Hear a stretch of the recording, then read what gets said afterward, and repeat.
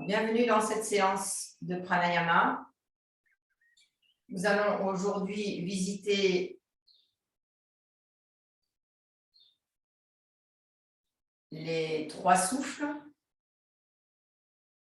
Ensuite, nous verrons le trajet de l'Ujjayi, comment se déploie l'Ujjayi et les endroits dans lesquels il passe pour déployer ensuite tous les Ujjayi, tous les stades de 1 à 13. Et si nous avons le temps, nous ferons aussi Ujjayi Pranayama stade 1. Joignez les mains au centre de la poitrine. Regardez droit devant vous, fermez les yeux.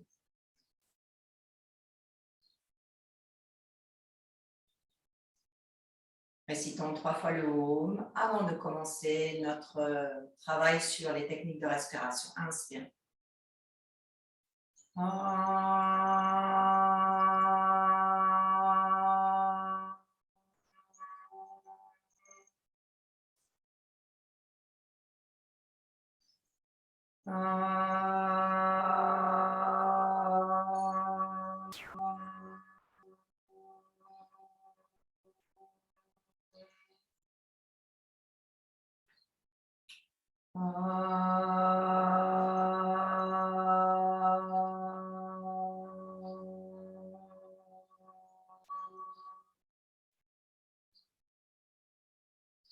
Expirons, inclinons notre tête, abandonnons-nous dans l'espace du cœur.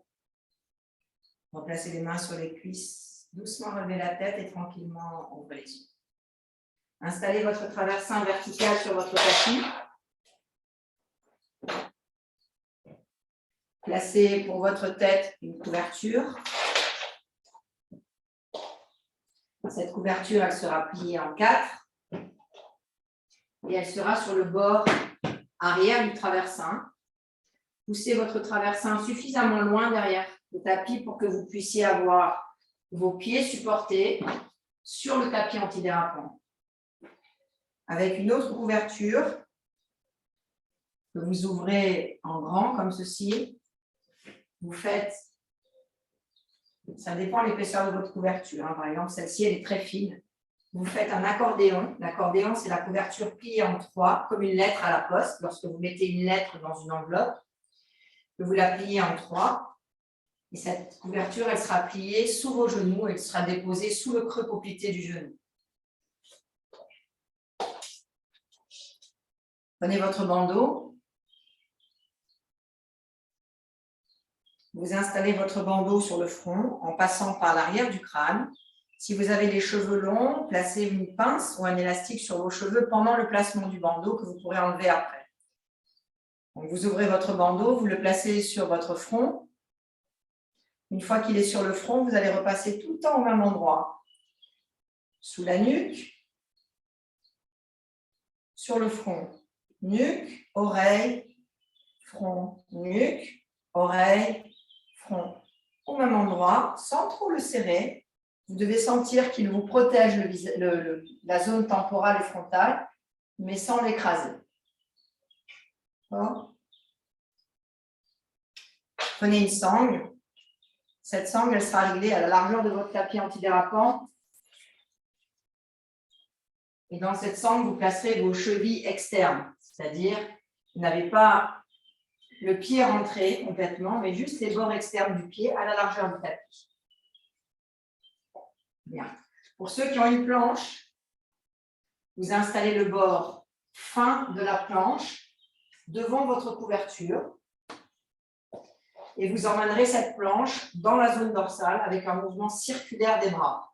Si vous n'avez pas de planche, mais que vous avez une autre couverture, vous pouvez très bien mettre à la place de la planche une autre couverture comme ceci, pliée en 3. Ça fait aussi office de planche. Donc, nous allons commencer par la reconnaissance des 3 souffles. Engagez le coccyx en direction des talons, comme lorsque vous descendez dans vos extensions vers l'arrière. Déposez votre colonne vertébrale sur le traversin en respectant que ce soit les côtes frontales et les côtes postérieures qui soient maintenues sur le bord du traversin. Donc, les lombaires ne sont absolument pas supportées, elles sont dans le vide. En revanche, la colonne vertébrale, des vertèbres dorsales jusqu'à la nuque, est supportée. Si vous avez une planche, vous tractez votre planche avec les bras. Elle va donner le mouvement circulaire à la peau du dos. À ce moment-là, vous n'avez plus qu'à attraper la couverture et la glisser sous votre nuque. Et ensuite, en expirant, allongez vos jambes en vous assurant que la couverture est bien placée sous vos genoux. Donc ça vous donne une envergure de la poitrine assez importante et suffisamment ouverte pour placer les 3 souffles. Une fois que vous êtes installé, vous placez le bandeau sur les yeux et vous ouvrez vos paumes de main vers l'extérieur. Vous êtes maintenant installé en Shavasana, un Shavasana assez déployé pour que toute la reconnaissance des trajets de l'Ujjayi puisse être visitée.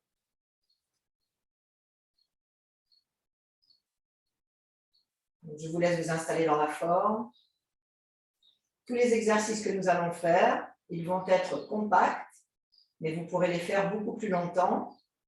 Il vous suffira sur l'application, lorsque vous regarderez, vous visionnerez, de mettre sur pause et de continuer l'exercice par vous-même et ensuite de passer à l'exercice suivant.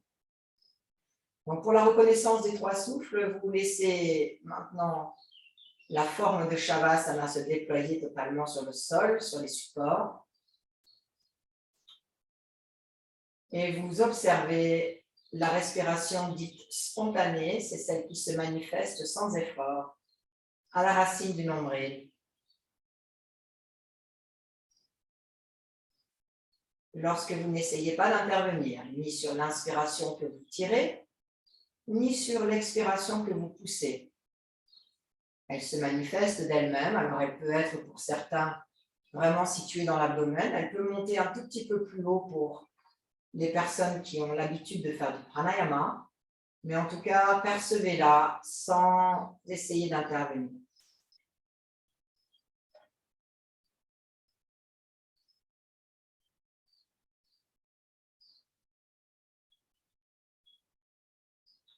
Vous verrez que ça prend un petit peu de temps pour pouvoir observer quelque chose sans intervenir, sans être acteur. Vous aurez toujours envie de tirer un peu plus l'inspire, de la faire monter dans la poitrine. Non, au contraire. Prenez le temps de la laisser surgir d'elle-même, mourir d'elle-même.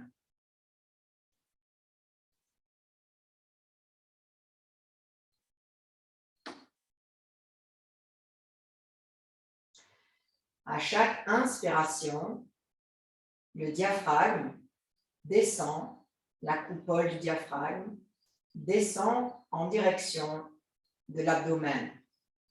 Lors de l'inspiration, le diaphragme se contracte. Et parce qu'il se contracte, il est tiré vers l'abdomen.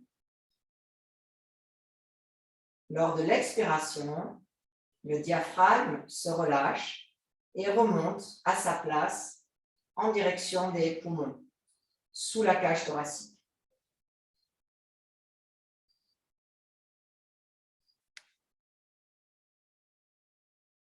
L'inspiration est réflexe, l'expiration est non réflexe. L'expiration est une réponse à l'inspire.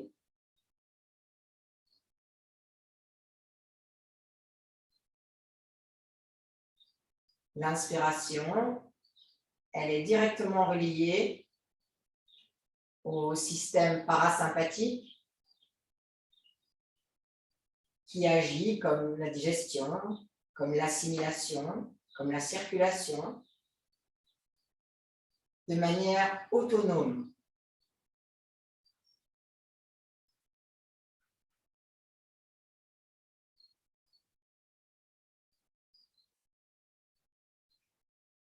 Quoi que vous fassiez dans la journée, dans la nuit, vous n'avez absolument pas besoin de vous soucier de votre respiration, ça respire naturellement. C'est un élan vital. Donc, simplement, le premier souffle, c'est ce souffle spontané que vous apprenez à observer sans effort. Ça s'appelle la vigilance flottante sur le souffle. La deuxième respiration, le deuxième souffle, est une respiration un petit peu plus longue que la normale. Donc, vous allez être maintenant actif sur l'inspire et sur l'expire.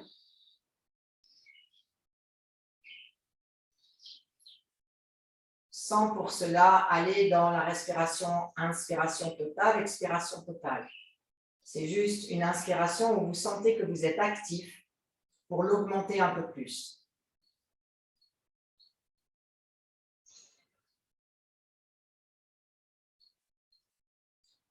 Et à partir de ce moment-là, c'est vous qui décidez quand vous inspirez, quand vous expirez. Vous n'êtes plus passif face à la respiration. Vous avez une action dite contrôlante sur le souffle, sans pour autant placer un exercice précis de pranayama.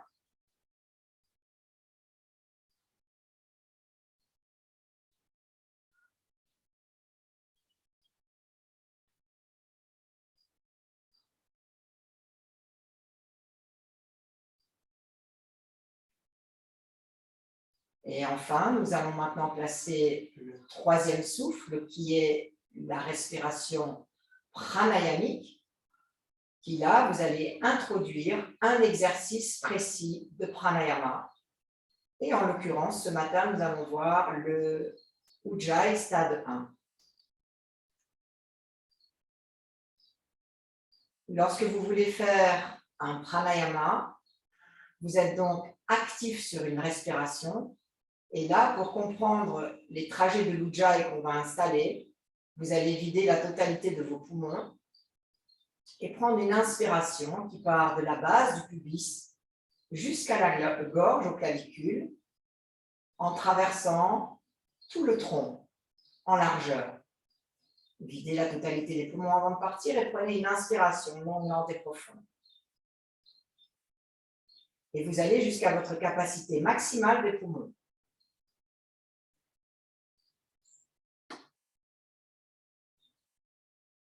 Puis expirez de la même manière, de en haut jusqu'en bas, et vous vidangez la totalité des poumons. Répétez ça plusieurs fois. Une inspiration longue, lente et profonde qui traverse tout le tronc, suivie d'une expiration longue, lente et profonde qui traverse tout le tronc. Et là, vous avez visité un éventuel troisième souffle, mais il y en a une multitude, qui est une respiration dite active, pranayama.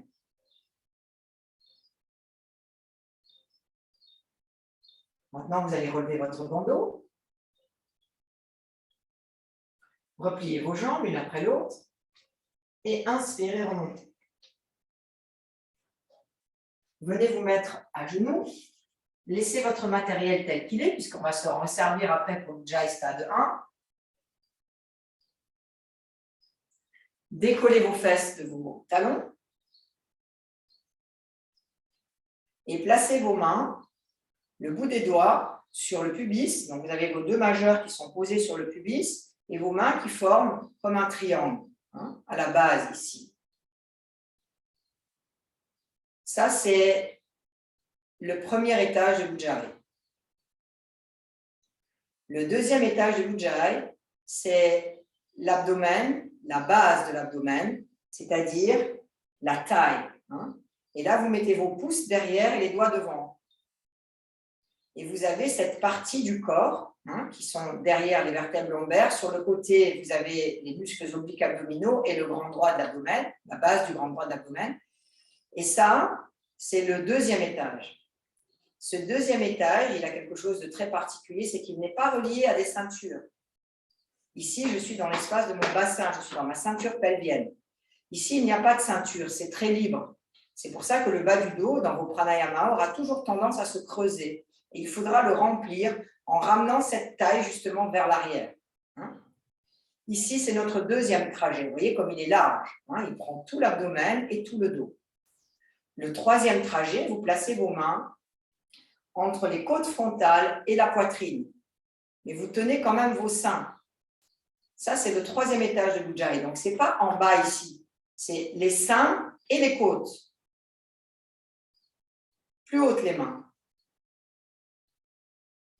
Vous prenez vos seins dans vos mains. Là. Le quatrième étage, c'est l'espace de la gorge et de la poitrine.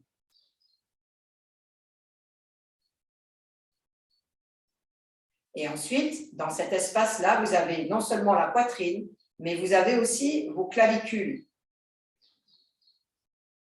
Et notre cinquième, c'est les pouces dans les aisselles. Et là, vous avez les omoplates, les aisselles et les épaules. Là, vous êtes dans la ceinture scapulaire. Ça, c'est notre cinquième étage. On les revisite une fois ensemble. Le premier étage de l'Ujjayi, c'est le pelvis. Le deuxième, c'est l'abdomen et la taille. Le troisième, c'est la base, la fin de la cage thoracique, le début de la poitrine. La fin de l'abdomen, le début de la cage thoracique. Le quatrième, c'est la gorge, les clavicules, la poitrine, les pectoraux. Et le dernier, c'est l'espace dit des aisselles, des omoplates, de la ceinture scapulaire. D'accord? Ça, c'est nos 5 espaces. Donc maintenant, vous allez vous installer de nouveau sur votre traversin. Vous réinstallez à nouveau votre sangle. Envoyez les fesses en direction des talons, puis placez le bord du traversin dans vos côtes au niveau des dorsales. Si vous avez une planche, aménagez la planche pour l'amener au cœur des omoplates. Placez votre couverture pour avoir le menton qui revient dans la gorge, comme un Jalandhara Bandha. Puis expirez, allongez vos jambes et déposez vos genoux sur la couverture. Placez maintenant votre bandeau sur les yeux et ouvrez vos bras vers l'extérieur.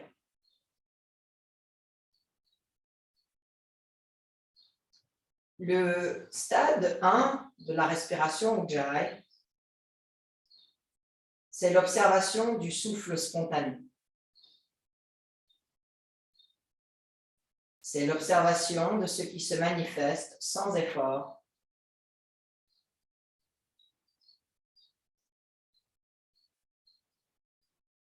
C'est l'art d'observer le souffle avant toute intervention active.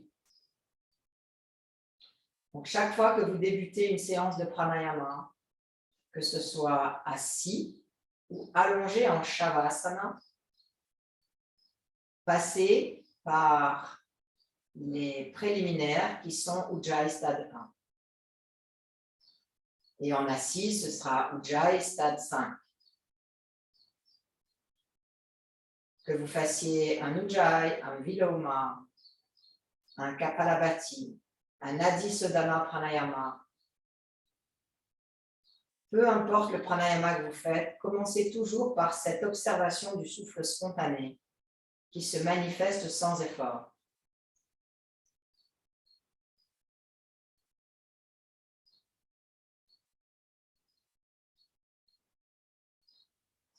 Ayez cette reconnaissance que ça inspire et que cela expire malgré vous.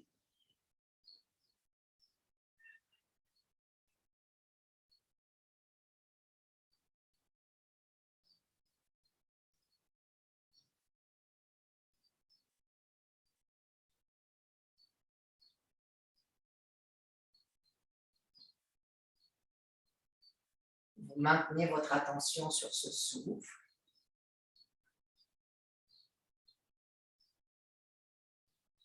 Et vous reconnaissez petit à petit, pas à pas, la source de l'inspiration, qui est l'espace externe aux portes du nez, son trajet entre les portes du nez jusqu'aux poumons. Les poumons qui sont le terminal de l'inspiration, avant que l'oxygène soit diffusé, bien sûr, dans toutes les cellules du corps, par les globules rouges dans le sang. Puis, la source de l'expiration qui est les poumons.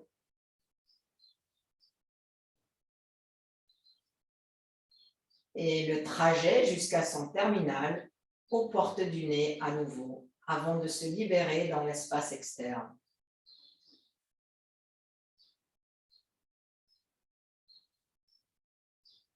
À chaque inspiration, l'air est puisé aux portes du nez.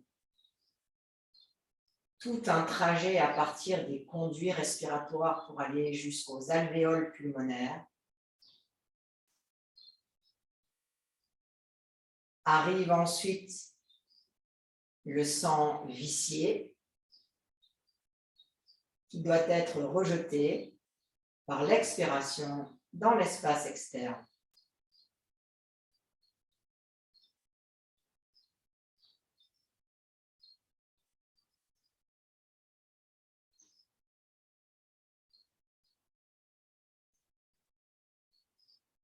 Ça, c'est la mécanique, la physiologie. Un autre espace de visite est possible, plus philosophique.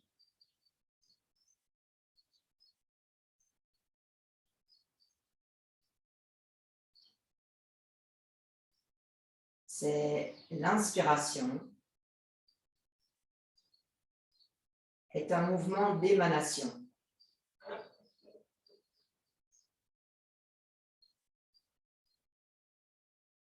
À chaque instant, lorsque l'inspire se manifeste, elle déploie la sensation d'existence, la sensation du je suis.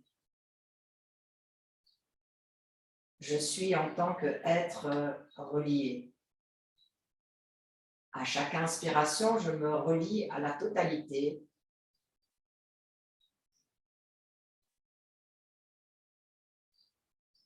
À chaque expiration, la résorption, c'est la dissolution du monde phénoménal.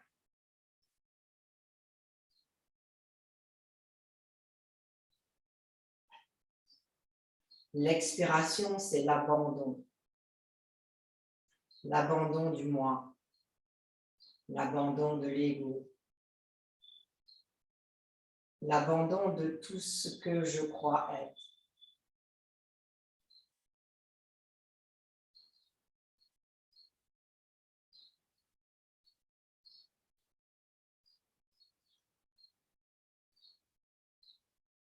Chaque inspiration est une renaissance, est une réactualisation.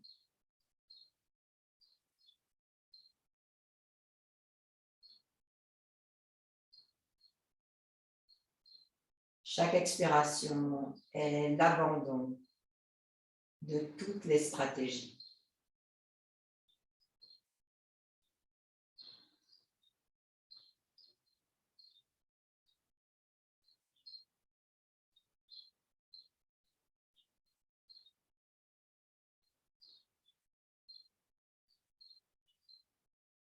Spirituellement, le souffle représente la naissance, l'apparition.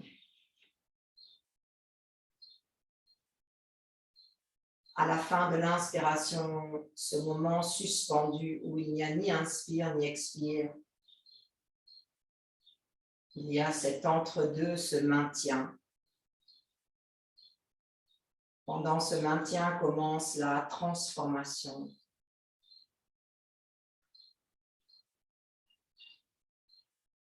Vers la disparition, vers la mort.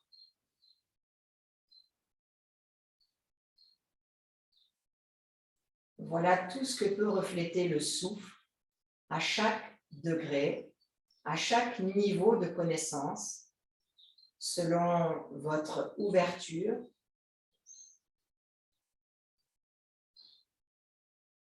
et le pranayama a une incidence directe sur le déploiement du mental pour retrouver cette nature de l'esprit.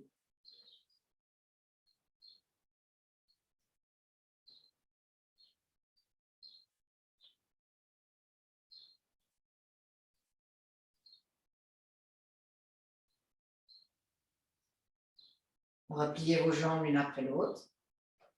Relevez votre bandeau. Et laissez vos yeux s'ouvrir sans ajuster l'image. Vous êtes encore dans l'inaction. Bien sûr, pour ouvrir les yeux, vous faites acte de volonté. Mais lorsque l'œil voit, ne regardez pas.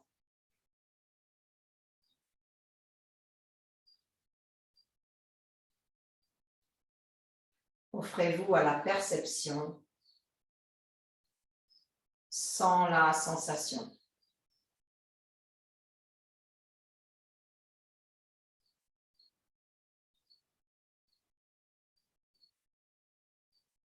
Relevez la tête, replacez vos mains de chaque côté, inspirez, remontez. Replacez votre traversin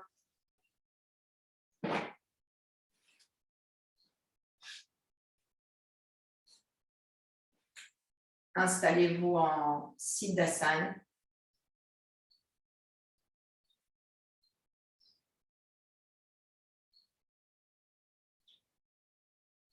Et fermez les yeux.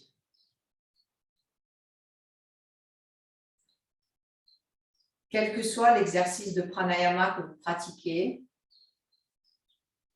vous terminez votre séance de pranayama par un shavasana, sans aucun support. Donc ça, vous le ferez par vous-même lorsque vous êtes sur l'application.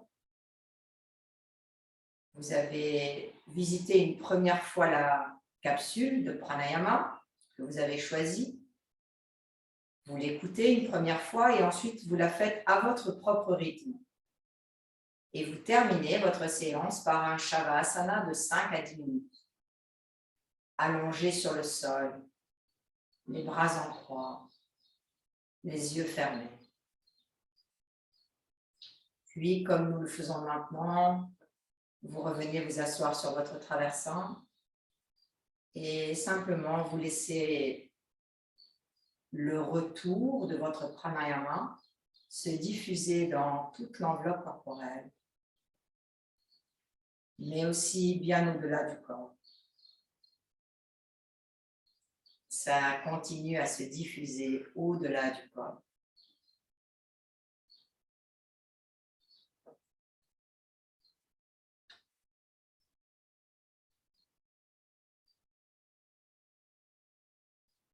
Atmanjali Mudra, joignez les mains au centre de la poitrine. Avec une expiration, inclinons la tête vers le bas, abandonnons-nous dans l'espace du cœur et donnons nos remerciements à la pratique, aux enseignements du pranayama, à la grâce de respirer et de prendre conscience de ce précieux joyau qu'est le souffle.